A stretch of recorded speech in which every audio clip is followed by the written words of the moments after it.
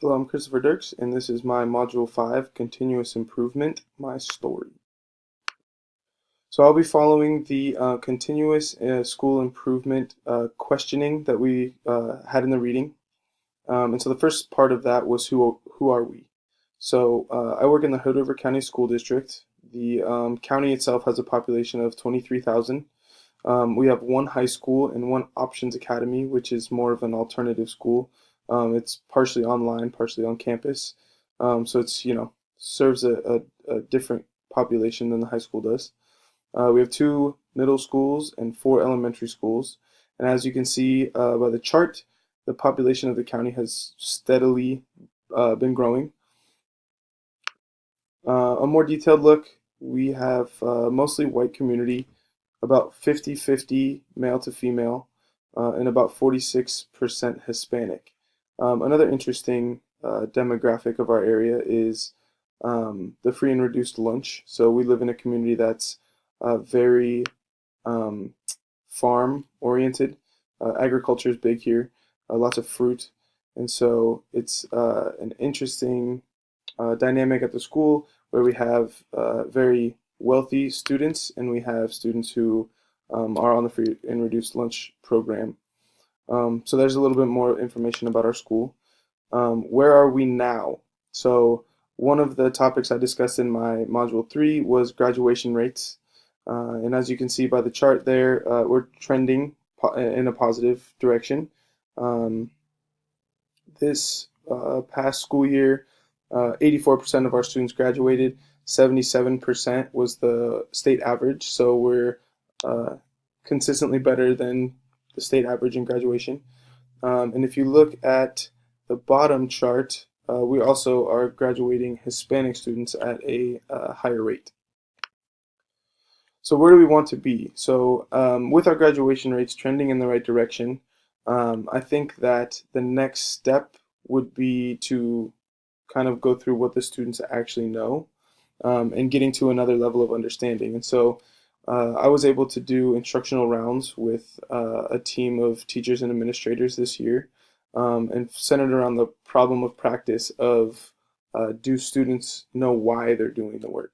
And so I think that with graduation rates above the state average, it would be beneficial for our students to get a little deeper into the why they're doing their schoolwork. And so during our instructional rounds, so this is kind of the how we do business piece at our school. And so for the continuous improvement plan, it comes from observations, student surveys, and team discussions that we had for instructional rounds. And so one of the survey questions we would ask students was, what are you doing and why are you doing it? And a lot of the students, we kind of came to the conclusion of, we're playing the game of high school, which is I'm doing this to get the points, or I'm doing this to take the test, or the teacher told me to do this. And there wasn't a whole lot of understanding as to why um, they were actually, learning the material. And so the students that did know that, kind of referring back to my last slide, were the ones that uh, were told by the teacher, or the teacher had some way of presenting the learning target in the classroom. And so uh, to continue to develop the understanding for the understanding of why they're doing the work for students. I think that's one of the gaps that we found. So where are the gaps and how do we implement kind of our plan? So we created a plan kind of based on the rounds, and we want students to understand the why. So one method that our school uses is the tiered fidelity inventory, which is just kind of a paper pencil survey.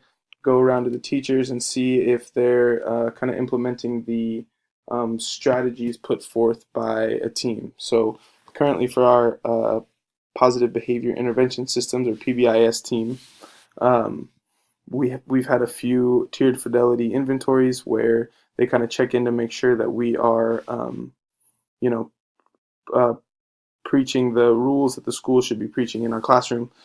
And so I think something like that would work with the learning targets as well. If we had a clear, this is what needs to happen with the learning targets, this is our expectation. A tiered fidelity inventory would kind of show if that's working, if teachers are on board, Um, and so using graduation rates as an example, I think that that would be a good way to continue to improve an area where we're already doing fairly well.